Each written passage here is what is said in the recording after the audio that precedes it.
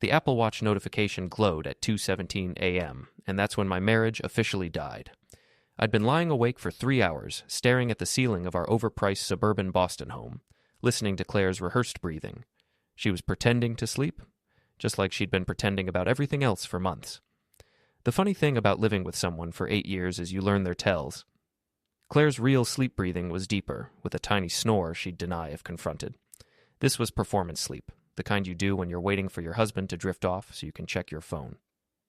Before we dive deeper into the story, I have one small request.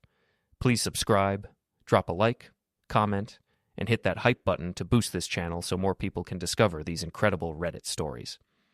But Claire had forgotten about her watch. The message preview lit up the nightstand. Tom, can't stop thinking about this afternoon. Your husband suspect anything? I should have felt rage. Instead, I felt something colder. Calculation. 8 years of marriage, 5 years of building my tech consulting firm from nothing, and 3 years of Claire climbing the ladder at Whitmore & Associates, one of Boston's most prestigious law firms.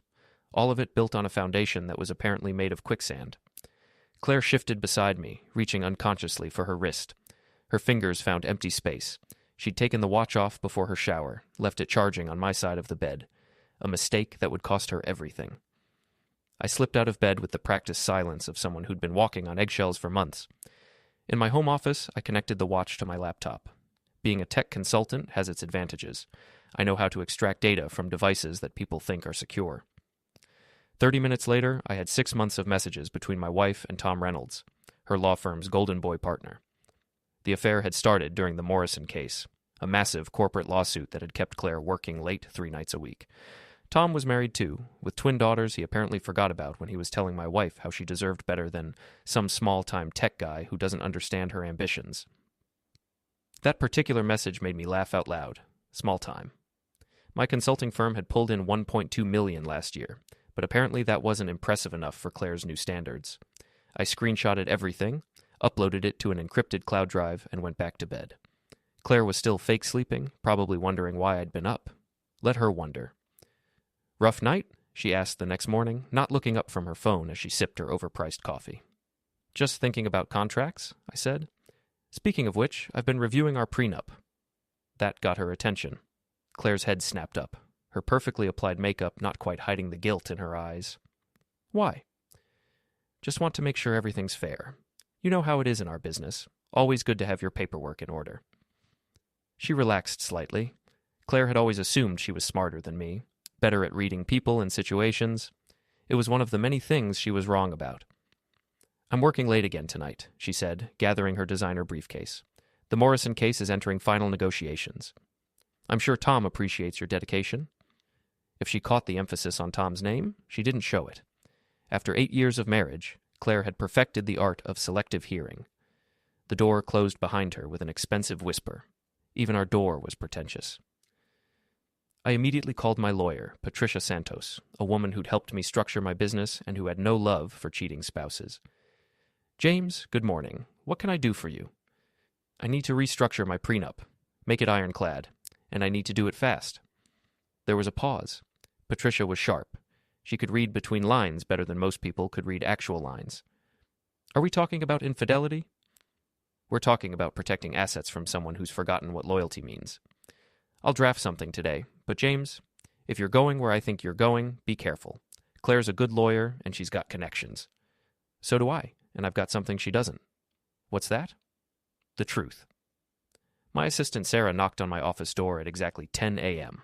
Sarah Martinez had been with my company for 3 years, and she had an uncanny ability to sense when something was wrong. Today, she brought coffee and the kind of concerned expression that meant she'd already figured out I was planning something. You look like you're plotting world domination, she said, setting down a mug that read, World's Okayest Boss, her gift from last Christmas. Just domestic reorganization, I replied, pulling up the files Patricia had sent over. The new prenup was a work of art, 23 pages of legal precision that would leave Claire with exactly what she'd brought into the marriage, her law school debt and a used Honda Civic. This is about Claire, isn't it? Sarah had never liked my wife, though she'd been professional enough to hide it. I've been wondering when you'd figure it out. Figure what out? That she's been cheating on you with Tom Reynolds. Half the legal community knows about it. They're not exactly subtle. I leaned back in my chair, studying Sarah's face. How long have you known? 3 months. I heard it from Jennifer Walsh. She works at Whitmore and Associates.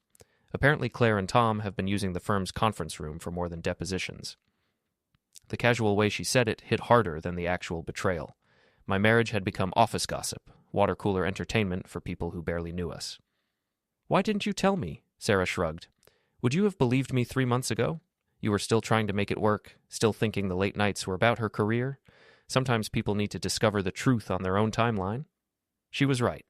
3 months ago, I would have defended Claire, made excuses, convinced myself that Sarah was mistaken or jealous. Now, with 6 months of evidence on my laptop, I was ready to hear the truth. I need you to do something for me, I said, opening a new document on my computer. I need you to help me understand exactly how deep this goes. Over the next 4 hours, Sarah and I mapped out Claire's deception with the thoroughness of a military operation. We pulled credit card records, phone logs, calendar entries. The pattern was obvious once you knew what to look for. Every late night at the office corresponded with charges at expensive restaurants I'd never been to. Every client dinner happened on nights when Tom's wife was out of town with their daughters. The most damaging evidence came from Claire's own social media. She'd been careful not to post photos with Tom, but she'd been careless about locations. Instagram photos from the Mandarin Oriental bar matched Tom's credit card records. A selfie from Napa Valley corresponded with a weekend she'd told me was a women's legal retreat. She's been living a double life, Sarah said, scrolling through months of lies. The question is, what are you going to do about it? Before I could answer, my phone buzzed with a text from Claire. Working late again tonight. Don't wait up. I showed the message to Sarah, who rolled her eyes. Let me guess. Tom's wife is visiting her sister in Connecticut this week? I checked Tom's social media. Sure enough, there was a post from his wife about a girl's trip to Hartford with the twins. You're good at this, I told Sarah. I'm good at paying attention. It's a skill more people should develop. That evening, I drove to the Mandarin Oriental. Claire's BMW was in the valet lot parked next to Tom's Porsche. I didn't go inside. I didn't need to see them together to know what was happening. Instead, I sat in my car and called Patricia. The new prenup is ready, she said. But James, you need to be smart about this. If you're planning to confront her, make sure you have everything documented first. I'm not planning to confront her yet. I'm planning to let her hang herself. What do you mean? Claire thinks she's smarter than everyone else. She's gotten sloppy because she assumes I'm too stupid to notice. I'm going to let her keep assuming that while I build an airtight case. And then? Then I'm going to destroy her world the same way she destroyed mine. I hung up and drove home, arriving an hour before Claire stumbled through the door with mussed hair and the smell of expensive cologne that wasn't mine. How was work? I asked from the couch, not looking up from my laptop. Exhausting. Tom and I had to go over depositions until almost midnight. Tom works hard. He does. He's very dedicated to his clients. I almost laughed. Claire was many things, but she'd never been a good liar. She was too arrogant to think she needed to be. I ordered Chinese food, I said. Your favorite from Golden Dragon. For a moment, her face softened, and I saw a glimpse of the woman I'd married 8 years ago. Then it hardened again, as she remembered she was supposed to be the victim in whatever story she'd constructed in her head. I already ate. I'm going to bed. She disappeared upstairs, and I heard the shower running, washing off the evidence, no doubt. I opened my laptop and continued building my case, adding tonight's lies to the growing mountain of documentation. Claire thought she was playing chess while I played checkers. She was about to learn that I'd been playing a completely different game. The trap was set on a Thursday evening at McGillicuddy's, the Irish pub where Boston's legal and business communities went to pretend they were regular people. I'd suggested meeting our friends there for drinks, knowing that Claire couldn't refuse without seeming suspicious. She'd been looking for ways to appear normal lately, probably sensing that her secret was becoming harder to maintain. Our group consisted of people we'd known for years, Mike and Jennifer Chen from college, David Rodriguez, who'd been my best man, and Lisa Thompson, who'd been Claire's maid of honor. These were people who'd celebrated our engagement, attended our wedding, and had been slowly watching our marriage disintegrate without understanding why. I arrived early and chose a corner booth where I could see the entire bar. Tom Reynolds was there with his own group of lawyers, probably not by coincidence. Claire walked in 20 minutes later, scanning the room with the practiced eye of someone who was juggling multiple deceptions.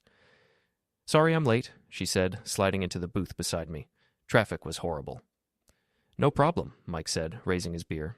We were just talking about the Morrison case. Jennifer says it's all anyone's talking about at Whitmore and Associates. Claire's smile tightened almost imperceptibly. Jennifer worked in the firm's accounting department and had access to billing records that would show exactly how many hours Claire and Tom had been spending together. "It's a complicated case," Claire said carefully. "Must be," David added. "James says you've been working late almost every night for months." "Dedication pays off," Lisa chimed in. "I heard Tom Reynolds is being considered for senior partner.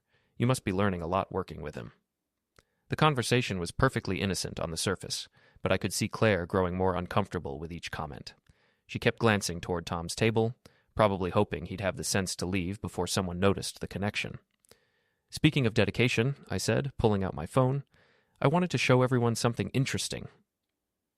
I opened the photo gallery to a screenshot I'd prepared, Claire's Instagram post from the Mandarin Oriental, time-stamped from a night she told me she was working late. "Claire's been exploring some great restaurants for her client dinners. This place looks amazing. We should all go sometime." Claire's face went pale as she recognized the photo.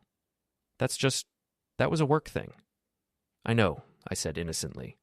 "I'm just saying it looks like a great place for couples, a very romantic atmosphere." Mike leaned over to look at the photo. "Isn't that the bar at the Mandarin Oriental? That place is expensive. Your firm must have a generous entertainment budget." "We do okay," Claire said, her voice strained. "Tom Reynolds was just telling someone about that place," Jennifer added, oblivious to the tension. "He said he takes clients there all the time. Maybe you two have been there together?" The silence that followed was deafening. Claire looked like she was about to be sick, and I felt a surge of satisfaction that I immediately suppressed. This was just the beginning. "I'm sure they have," I said smoothly. "Tom seems like the type who knows all the best spots for business dinners." David, who'd been watching the exchange with growing confusion, suddenly understood what was happening. His expression shifted from puzzlement to anger as he looked between Claire and me. "James," he said quietly, "can I talk to you for a minute?" We stepped outside, leaving Claire to face the increasingly uncomfortable questions from our friends. "How long have you known?" David asked. "Officially? A week. Suspected? Months." "And you brought her here to what? Embarrass her in front of everyone?" "I brought her here to see if she'd tell the truth when given the opportunity. She didn't." David ran his hand through his hair, a gesture I remembered from college when he was stressed. "This is messed up, man. I mean, what Claire's doing is wrong, but this isn't you. Maybe you don't know me as well as you think. I know you well enough to know that public humiliation isn't your style. What's your end game here?" Before I could answer, the pub door opened and Tom Reynolds walked out, followed closely by Claire. They were having an intense, whispered conversation that stopped abruptly when they saw us. "James," Tom said, his voice artificially friendly. "Good to see you. How's the consulting business?" "Booming," I replied. "Amazing what you can discover when you know how to look at the right data." Tom's smile faltered slightly. He was smart enough to understand the subtext, but arrogant enough to think he could brazen his way through it. "That's great. Well, I should get going, early morning tomorrow." "Big case?" I asked. "Always. The Morrison case is keeping everyone busy." "I bet it is. Claire's been working so hard on it. Late nights, weekend conferences, client dinners. Very demanding." Tom glanced at Claire, who looked like she wanted to disappear into the sidewalk. "It's an important case," he said lamely. "Must be. Important enough to require hotel meetings, I imagine." The pretense finally cracked. Tom's face flushed red, and his hands clenched into fists. "What exactly are you implying?" "I'm not implying anything. I'm stating facts. You and my wife have been having an affair for 6 months. You've been using firm resources to fund your relationship, and you've both been lying to your spouses and colleagues about it." David stepped between us as Tom moved forward aggressively. "You son of a bitch," Tom snarled. "You have no idea what you're talking about." "I have credit card records, phone logs, hotel receipts, and 6 months of text messages. I know exactly what I'm talking about." Claire finally found her voice. "James, please, can we discuss this privately?" "We're way past private discussions, Claire. You had months to come clean. Instead, you chose to keep lying." "You don't understand the situation," Tom said, his lawyer instincts kicking in. "There are complexities here that... The only complexity is that you're both cheating liars who got caught." Tom lunged forward, but David caught him and pushed him back. "That's enough," David said firmly. "Tom, you need to leave. Now." "This isn't over," Tom said, pointing at me. "Yes, it is," I replied calmly. "Your affair is over, your reputation is over, and if you're smart, you'll start looking for a new job before the partners at Whitmore and Associates find out you've been using company resources to cheat on your wife." Tom's face went white as he realized the implications. He turned and walked away without another word, leaving Claire standing alone on the sidewalk. "I suppose you're proud of yourself," she said bitterly. "I'm proud that I finally stopped pretending everything was fine when it clearly wasn't. We could have worked this out privately." "No, we couldn't, because you're not sorry you did it. You're sorry you got caught." David looked between us uncomfortably. "Look, maybe you two should go home and talk this through." "There's nothing to talk through," I said. "Claire made her choice 6 months ago. Now she gets to live with the consequences." I walked back into the pub, leaving Claire on the sidewalk. Our friends were waiting with expressions ranging from confusion to anger to pity. "Is it true?" Mike asked quietly. "It's true." Lisa shook her head in disgust. "I can't believe she would do that to you." "Believe it, and now everyone else will too." The next morning, I woke up alone for the first time in 8 years.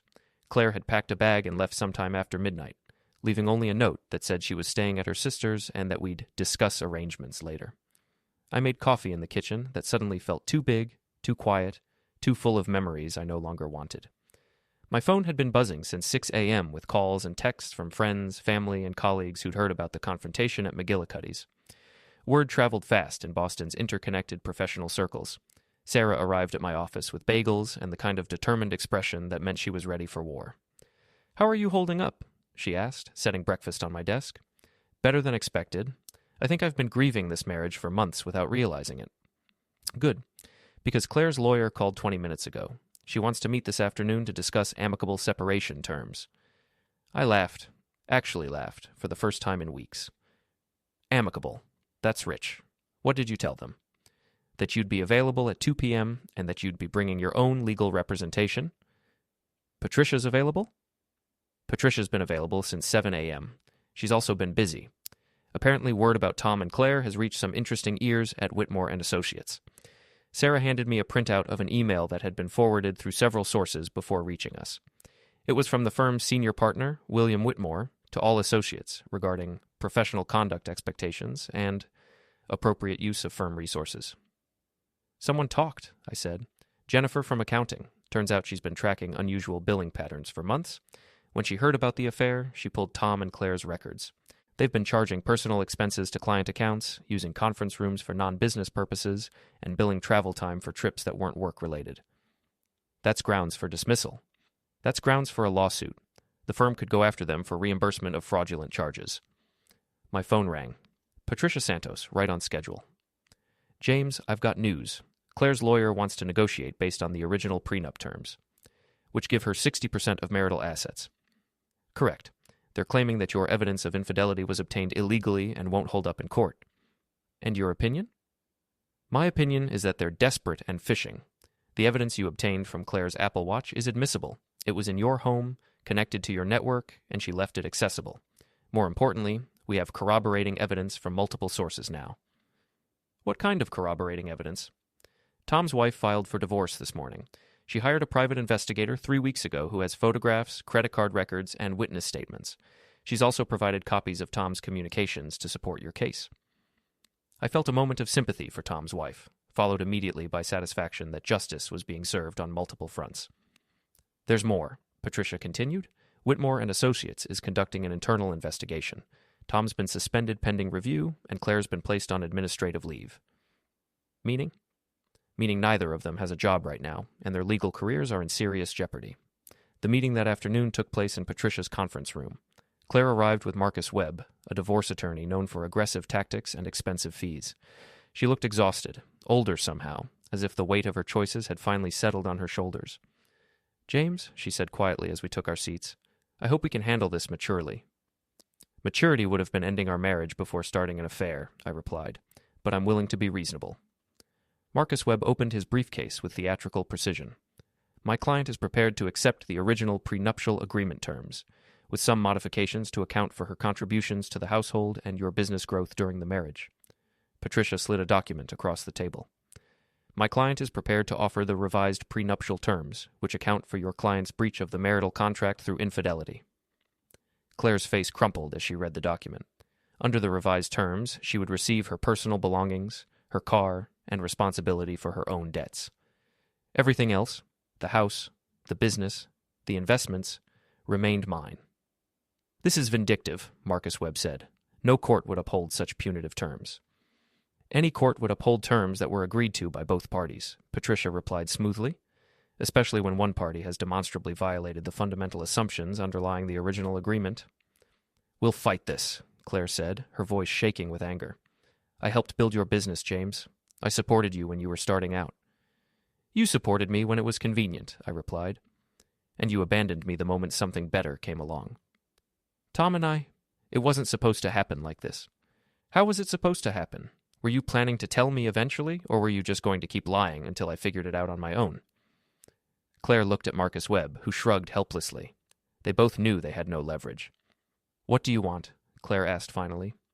I want you to sign the revised prenup and disappear from my life.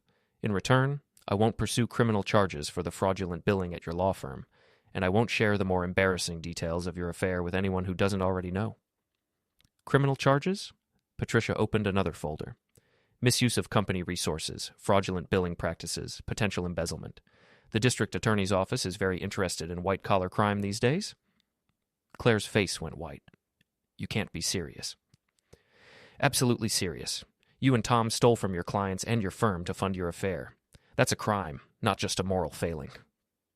The room fell silent except for the sound of Claire's ragged breathing. Finally, she reached for the pen. I hate you, she said as she signed the document. I know, I replied, but I don't care anymore. 2 weeks later, I was cleaning out Claire's belongings when I found the letter. It was hidden in her jewelry box, underneath the pearl necklace I'd given her for our 5th anniversary. The envelope was addressed to Tom, but never sent. Inside, Claire had written about her plans to leave me, her dreams of a new life with him, and her contempt for what she called my small-town ambitions. He'll never amount to anything more than a local consultant, she'd written. You and I could build something real together, something important. I should have been angry, but instead I felt nothing but pity. Claire had thrown away 8 years of marriage for a fantasy that had lasted 6 months. Tom had thrown away his family and career for an affair that was now the subject of legal proceedings and professional sanctions. Sarah knocked on the bedroom door, interrupting my thoughts. The movers are here for the last of her things, she said. Also, Jennifer called from Whitmore and Associates. She thought you'd want to know that Tom was officially terminated this morning. And Claire? Resigned before they could fire her. Apparently, she's moving to California to stay with her cousin while she figures out her next steps. I looked around the bedroom that had once been ours and felt nothing but relief. The space already felt lighter, cleaner, free from the weight of secrets and lies. There's something else, Sarah said hesitantly. David Rodriguez called. He wants to apologize for how he reacted the other night. He doesn't need to apologize. He was trying to be a good friend. He said he didn't understand how much you'd been going through, how long you'd been dealing with Claire's behavior. He feels bad about questioning your methods. My methods were questionable, but they were effective. Sarah smiled. Sometimes effective is more important than perfect. That evening, I sat in my home office reviewing the final divorce papers. Everything was settled, signed, and filed. The house was mine, the business was mine, and most importantly, my life was mine again. My phone buzzed with a text from an unknown number. This isn't over. You destroyed everything I worked for. Tom, probably, though it could have been Claire. It didn't matter. They'd destroyed their own lives through their choices. I'd simply made sure there were consequences. I deleted the message and poured myself a glass of the expensive whiskey I'd been saving for a special occasion. This seemed special enough, the first day of the rest of my life. 6 months later, I ran into Mike and Jennifer at a restaurant downtown. They were with another couple I didn't recognize, laughing over dinner and wine. For a moment, I considered leaving without saying hello, but Jennifer spotted me and waved me over. James, how are you? You look great. I did look great. I'd lost 20 pounds, started working out again, and had taken a vacation to Ireland that I'd been planning for years, but never took because Claire thought it was too touristy. I'm doing well, really well. We heard about the business expansion, Mike said. Congratulations. 3 new clients and a partnership with that firm in New York. 4 new clients now. Turns out there's a lot of demand for someone who pays attention to details. We chatted for a few minutes about work, mutual friends, and life in general. Nobody mentioned Claire or Tom, though I knew they were both curious about how I was handling the aftermath. Are you seeing anyone? Jennifer asked finally. Casually, nothing serious yet. I'm enjoying having time to figure out what I actually want, instead of trying to make someone else happy. That's healthy, Mike said. You seem lighter, if that makes sense. It made perfect sense. I'd spent years carrying the weight of a failing marriage, trying to fix problems I hadn't created and couldn't solve. Now I was free to focus on building the life I actually wanted instead of the life Claire thought I should want. As I walked home that night, I thought about the letter I'd found in Claire's jewelry box. She'd been wrong about my ambitions. They weren't small town, they were just different from hers. I wanted to build something sustainable, something honest, something that wouldn't collapse the moment someone decided they deserved better. My phone rang as I reached my front door. Sarah calling with news about a potential new client. "It's a big one," she said excitedly. "Tech startup in Cambridge looking for someone to handle their security consulting. The CEO specifically asked for you. Apparently, word is getting around that you're the guy who pays attention to details other people miss." "Set up a meeting," I said, unlocking my front door and stepping into the house that was finally completely mine. "Already did. Tomorrow at 10 a.m. I hung up and looked around the living room. I'd redecorated after Claire left, replacing her minimalist aesthetic with furniture that was actually comfortable. The space felt warm now, lived in, honest. The settlement was complete. Claire had her new life in California. Tom had his disgrace and legal problems. And I had exactly what I'd wanted all along. The truth and the freedom that came with it. For the first time in years, I went to bed without wondering what lies I'd discover tomorrow. There were no more lies to discover, no more secrets to uncover, no more betrayals to endure. Just the quiet satisfaction of a man who'd played the game better than people who thought they were smarter than him.